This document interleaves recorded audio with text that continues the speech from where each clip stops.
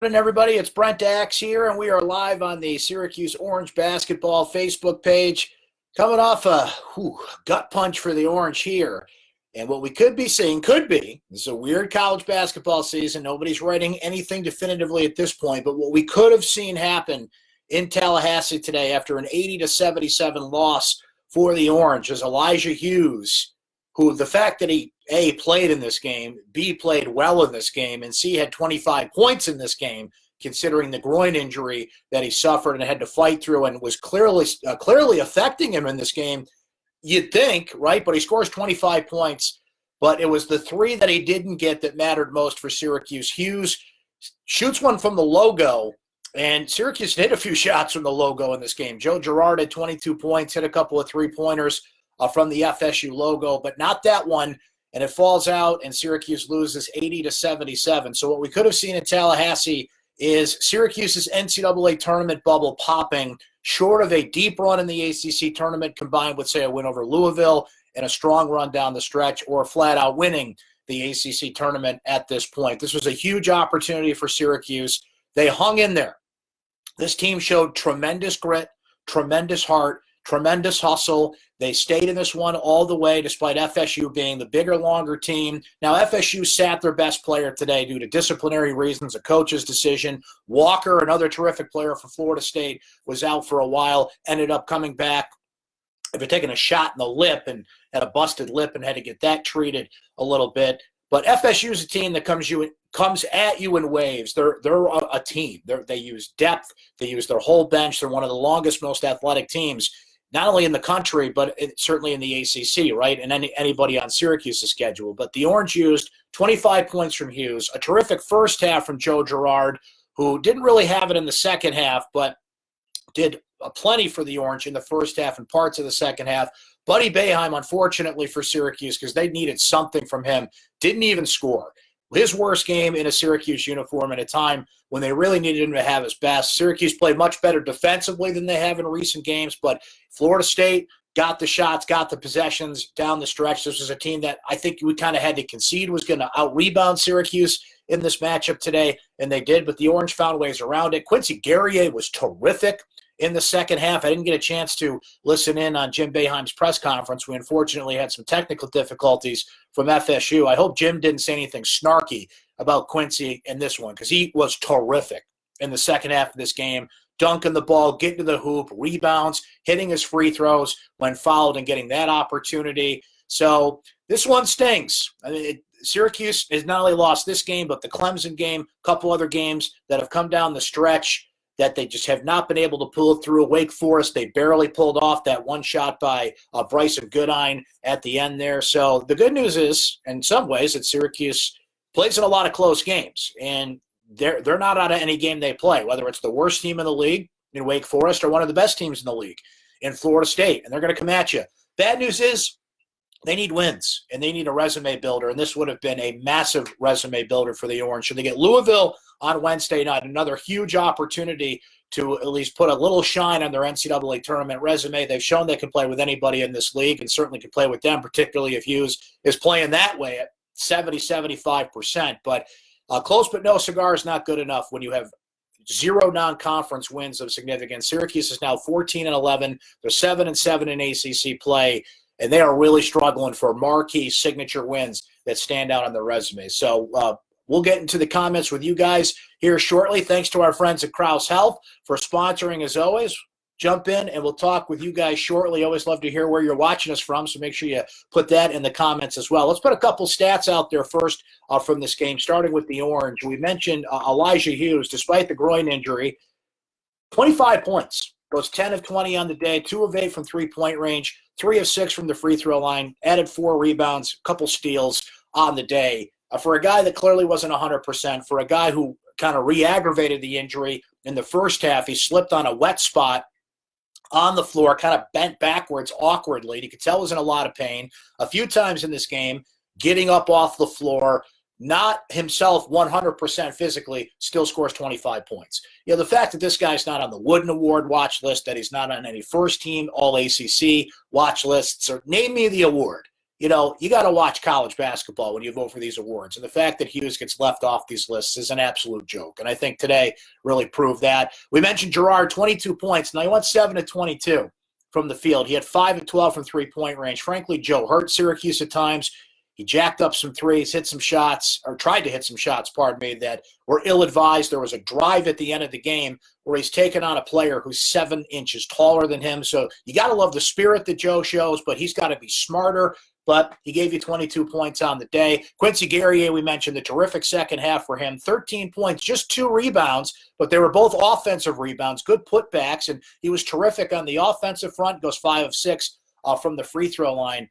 Barama Sidibe, once again, got into foul trouble because that's just what he does. It's the 8th straight game he's had at least 4 or more fouls. First game in 4 he hasn't fouled out of, so he's got that going for him, which is nice. But he had some good offensive putbacks, scored 9 points, grabbed 5 rebounds, was productive before, he didn't foul out, but before getting into foul trouble. Marek Dolja picked up 3 quick fouls. Frankly, he was lucky he didn't foul out because the refs gave Syracuse some kind whistles in this game. He ends up with 8 points and 6 rebounds on the day. We mentioned Buddy Boeheim. And Bryson Goodine got some minutes, got some time. To Jim Boeheim's credit, he recognized Buddy wasn't doing anything out there, and you can't keep a player on the floor whose one contribution is shooting the ball. Buddy doesn't score, and he goes 0 for 7 from the field. He goes 0 for 5 from three-point range. Just an absolutely awful game for Buddy, who, yes, is getting added attention from defensive teams, got added defensive attention today. Florida State's just a good team overall. They're deep. They can come at you with those long athletic players all over the place, but Hughes managed to fight through that, and he's 75%. Buddy just can't get his own shot. Buddy is really struggling the past couple of games with the added defensive attention that he has seen, and that hurts Syracuse today. 1 or 2 threes from him, and they might pull this one out. There's only so much that Hughes and Girard could do there. They need that extra three-point shooter. Joe did that with 5 threes, Hughes with 2, but that was it for the Orange. It goes 7 of 25 from three-point range. It's 28%. They shot 44% overall, very on brand for the Orange there. Florida State shoots 43%, right behind Syracuse at 28 of 65. A little more on the three-point line, 11 of 25. That's 44%. You had, we had 5 different players from Florida State hit a 3. Williams led Florida State with 17. Walker with 16. Forrest with 13. But a balanced effort. You get 10 guys on the court. They all score. They all contribute. They all rebound. Gray had 10 rebounds, but only scored 2 points. It's a true team. That's a true balanced, top-to-bottom, deep effort that Florida State brings to the table there. So now you're talking about a Syracuse team. I talked to Joe Lunardi this week, a shameless plug. If you want to check out my Syracuse sports podcast, if you subscribe to syracuse.com podcast, you get my podcast. You get the game recap that we're doing right now, as a matter of fact. If you can't be here live on Facebook, we put it in podcast form for you. And you get the Syracuse football podcast as well from Stephen Bailey. So on my Syracuse sports podcast this week, I had Joe Lunardi on from ESPN, who frankly has been wrong about Syracuse a lot in recent years. So we certainly discussed that. And he freely admits that. He rolls with those punches because he kind of has to. But he's still Joey Brackets and can still kind of forecast what's going on, what the NCAA tournament looks like this year, what the bubble looks like this year, and they needed this game. Syracuse needed this game and Louisville to be in the at-large conversation. Now you got to talk yourself into, even with a strong finish, this is not a matter of, well, what if Syracuse has 20 wins? Doesn't matter. What if Syracuse has 13 ACC wins? That might not matter. It's all about who you beat, because 13 ACC wins in a down ACC, if that does not include, and we now know it doesn't include Florida State, if that doesn't include Louisville and maybe you make up for it on the back end in the ACC tournament, it might not matter. The record there, if it's even a record, Virginia had 11 ACC wins and didn't get in the tournament, which is hard to think about, but that's kind of the state of the league this year. It is Florida State, Duke, Louisville, maybe Virginia, and then that's it. It's just not a good league this year. So the usual things that you would think would get you in, 20 wins, not good enough. Even 12 or 13 ACC wins, should Syracuse get there, that might not be good enough, because it's all about who you beat, who's on your resume, your net ranking, your quad wins. Now Syracuse is 4-10 against quad 1 and quad 2 teams. They needed a signature win today. They almost had it, but almost does not count in the NCAA tournament rankings. And this is when the committee's really paying attention now. This is when they really watch games. And not only do they have a recency bias, Syracuse doesn't have a non-conference win of significance. So going to be an uphill battle for sure for the Orange here. Let's see what you guys are saying. Going through the comments here. Always appreciate you coming by here. Let's see. Patty says, refs. Buddy didn't show up today. I think they stay tough and just need to slow the pace and stop. I'll tell you what Syracuse really handled well was Florida State pressed like the entire game after free throws, after certain situations, and the whole second half pretty much. They pressed. Syracuse handled it well. Didn't turn the ball over a bunch. Florida State, as a matter of fact, had, let's see, they ended up with 18 turnovers. Syracuse just turned the ball over 11 times. And they had 15 turnovers in their last game. Against that press and against that defense, that's pretty impressive, particularly for a Florida State team that averaged 9 steals a game coming in, and that led the ACC.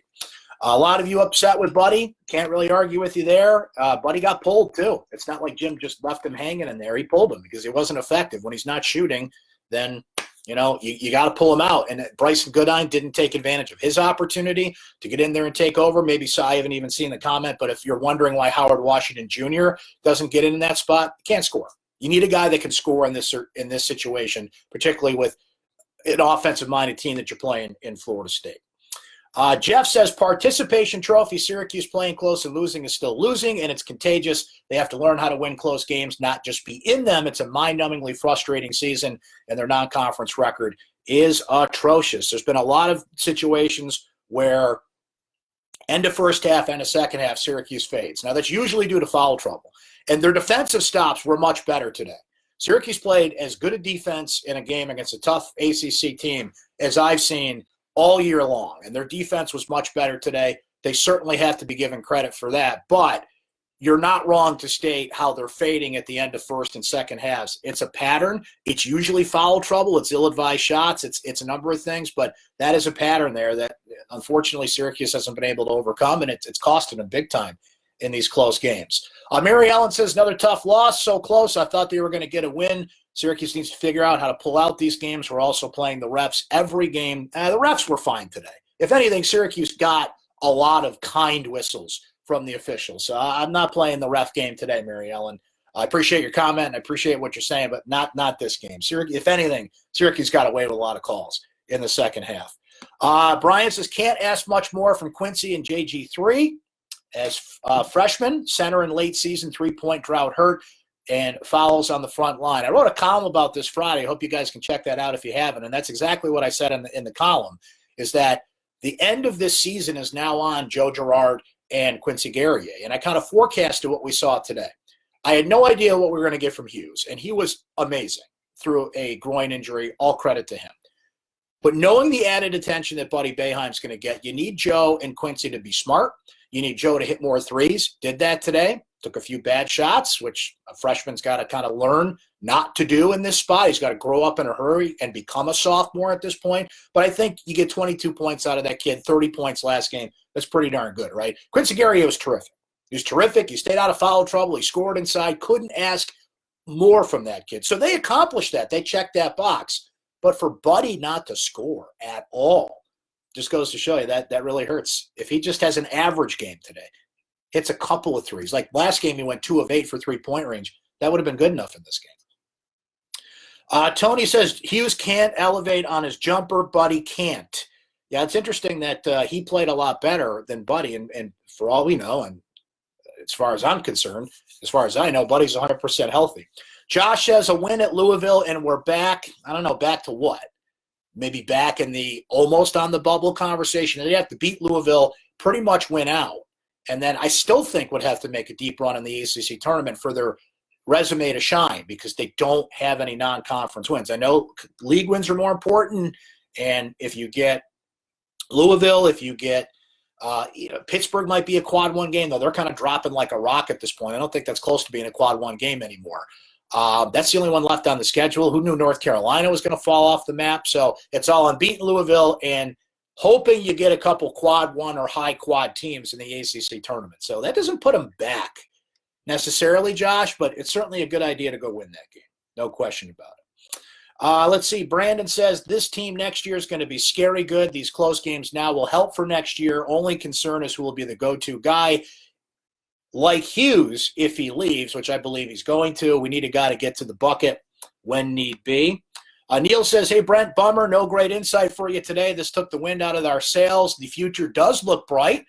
Well, we can go into this house and have a chance to win. Just a bummer today. Let's look to Wednesday and hopefully run the table, get a few wins in the ACC tournament, and pray. Neil in SoCal. Thanks for checking in as always, Neil. There's my guy, Jermaine, leaving some comments there. Big thing I noticed is Syracuse was rushing shots. Can't keep making it a habit, and it's February. Yeah, Joe particularly took about 4 or 5 rush shots. Buddy just didn't have it today. Marek, a couple of ill-advised plays there. And those add up. Those add up against a good team, and they add up against a team that you'd think when you look at the rebounding. I don't think I mentioned that earlier. Florida State out-rebounds Syracuse 47-29. That's a huge gap. It's an 18-point gap. They had 10 offensive rebounds, but Syracuse, how about this? 47 rebounds. Syracuse had 20 offensive rebounds on the day. That's a huge number. It's a lot of second chances that we mentioned that Quincy got, even Marek got, that Elijah got a couple of putbacks and drives to the basket. That's how you overcome a rebounding gap. When you're getting offensive rebounds like that, that kind of voids out the huge number that Florida State had. And Florida State's a terrific rebounding team. You just kind of had to concede you were going to lose that one. So to overcome that, you get offensive putbacks, and they did that today. They just needed a few more shots from Buddy. I hate to keep putting it on him, but that's kind of the difference today. Elijah and Joe gave you pretty much everything they could. Quincy gave you everything I think he could, and he's an inside threat as it is and checked every box you needed him to today. You needed Buddy today. You needed Buddy to score, and obviously that didn't happen. Dave says this team seems to be in almost every game, but for some reason just start to force on the offensive end and end up with turnovers or wasted trips. They do just enough of that. But where they were smart was they drove to the basket. They did throw up just enough bad shots in the second half of that game, but they were smart to keep going to the hoop. I'll give them that. Quincy, Elijah, even Joe went to the hoop a couple of times. So, boy, we just keep coming back to it. Just that short today. And that was the best shot that Elijah Hughes could get at the end of that game. The shot from the logo, and it rimmed out. Like, that thing almost went. What a story that would have been if he ties that game from the logo. Syracuse goes to overtime, and who knows what happens in that spot, right? Rob says, I appreciate this team's heart and determination. I could be wrong about this, but I just feel like this represents the max of what this team is capable of this year. However, I bleed orange. I'm not giving up on their tournament hopes. Rob goes on to say, I think Syracuse will match up much better with Louisville, and I wouldn't be shocked if we gave them a game and even win it. Wins against Virginia, Notre Dame, and Pittsburgh, perhaps twice, might carry more resume-boosting weight than we think. Yeah, you pretty much got to hope that Lenardi's wrong again. But you also really need to beat Louisville. You got to beat Louisville. Look, they've all been must-wins the past 4 or 5 here, but you don't beat Louisville, it is ACC tournament or bust. Like, let's say you lose to Louisville and still run the table and you're right around 12, 13 ACC wins. It's not going to be good enough. It's not going to be good enough for an at-large bid. It's just that kind. It's a weird bubble. It's a weak bubble, but it's also, if you just add 2 or 3 signature wins, which Duke was a chance, they lost that. Florida State today was a chance, they lost that. You add Louisville, let's say you get Duke again, you get Florida State again, you get one of these teams again in the ACC tournament. Is that going to be good enough? It's just a weird bubble, weird bubble. And Syracuse is still in it, but fading fast at 14-11 and 7-7, and an ACC that's just not going to get the same reputation and the same respect on the bubble this year that it usually does. Paul says, tough loss. Having Hughes, even if not at 100%, was the difference maker. Without him, Syracuse loses by double digits. Tough to lose like this at the end, but glad to see the effort from Joe Girard and Q. Tiffany says they've got to run the table, and I really think they're in it if they do and show up at the ACC. It's going to be tough to run the table even in this league, right? Because Georgia Tech's much better. Let's look ahead here. So you got Louisville coming up Wednesday. We all know how tough that game's going to be. You have Georgia Tech coming up. Georgia Tech's got Olivardo back, and that makes a huge difference. And somebody was in this chat, I forget who it was, so pardon me for not giving you proper credit, telling me in our last chat that Georgia Tech's a much better team, despite their losing record. And you're right about that. Particularly, I mean, remember, Syracuse played them in December, one of those weird early ACC games. Syracuse won 97-63 in that game. Olivardo's back. They're a much different team. That's at home, but that's not going to be easy. Pittsburgh's fading. They were a quad one win, but now I think they're at like at 90. I saw a couple of you in the comments say they're like at 92 in the net ranking now. So it's not a quad one game, it's a quad two game, but it's a game you got to take care of business. North Carolina, I mean, Cole Anthony's back. They're playing a little better. It's at home. It's the last basketball game in the Carrier Dome as it is before Carrier Dome 2.0. It comes in the fall with the new roof and the improvements that are coming, so there could be emotions there. Not really senior day. There's no seniors of note, though we think Elijah Hughes will be playing his last home game then. And then you go to BC and Miami, and you got to win those games. The only game that shines there, though, is Louisville. That's it. Maybe Pitt, but that's still quad two. On the road, it matters a little bit more, but so only two games really matter. Georgia Tech is impressive, but their quad ranking and the status of that win, it doesn't help your tournament resume. They're a better team. You got to respect what they're doing right now and how they're playing, but it doesn't help your tournament resume in that sense. And then you go to the ACC tournament. And if Syracuse keeps hovering around the 5 or 6 mark here in the ACC, they're going to get a day off before they start. They'll start later in the tournament. At least they don't have to win 4 or 5 games in a row. But immediately you're going to get a good team. So you look at that as either an opportunity or we'll know Syracuse's fate pretty quick. And Syracuse has not played well in the ACC tournament historically. They lose early and often in the ACC tournament for the most part. A couple more comments from you guys. David says all these ACC teams are beatable. It's just boneheaded plays, missing free throws with Hughes there in the bonus when he got fouled. Opposite end of the floor, Buddy disoriented and zero confidence. And the MJ Walker 4-point play. Well said, David. Can't be fouling a guy. That was Gerard. Maybe we could quabble with that foul a little bit. But again, I think Syracuse got all the calls. I shouldn't say all the calls. They got a lot of calls in the second half. They got some friendly whistles in the second half. Those guys should have fouled out. There was a flop there on, I think it was Quincy that they didn't call. And, they got some friendly calls in this one. But that 4-point play was absolutely killer. There's no question about that. Let's see. Mike notes it'd be a great neutral win. Rob says UNC lost to Wake Forest by 20 after Goodine's putback. What's going on with that?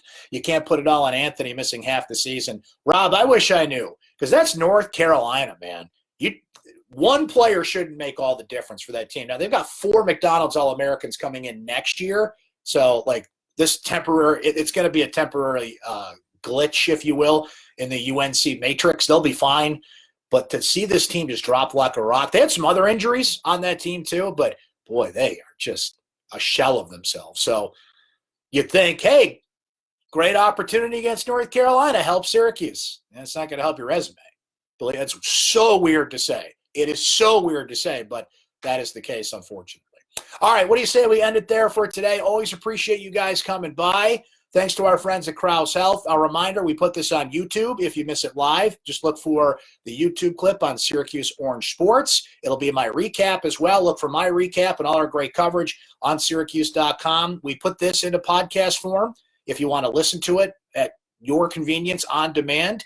I also put the Syracuse Sports Podcast and the Syracuse Football Podcast on our syracuse.com podcast feed. So wherever you get your podcasts, if it's iTunes, Spotify, Stitcher, whatever you use to get your podcasts, look for syracuse.com podcasts, subscribe, and you get all those, including my conversation with Joe Lenardi this week, who lays it out pretty well, how Syracuse could get to the tournament. And now that we know they lost to Florida State, is that a bubble popping I hear in the background? We'll be back at it after Syracuse takes on Louisville. That is Wednesday night. That is a 7 o'clock tip time. So come on back. We'll be here live after the game, or look for it on YouTube or the podcast version of the chat if you can't be here on Wednesday night. Thanks to Krause Health. Thanks for you for coming by. Enjoy the rest of your weekend, and we'll talk to you again Wednesday night.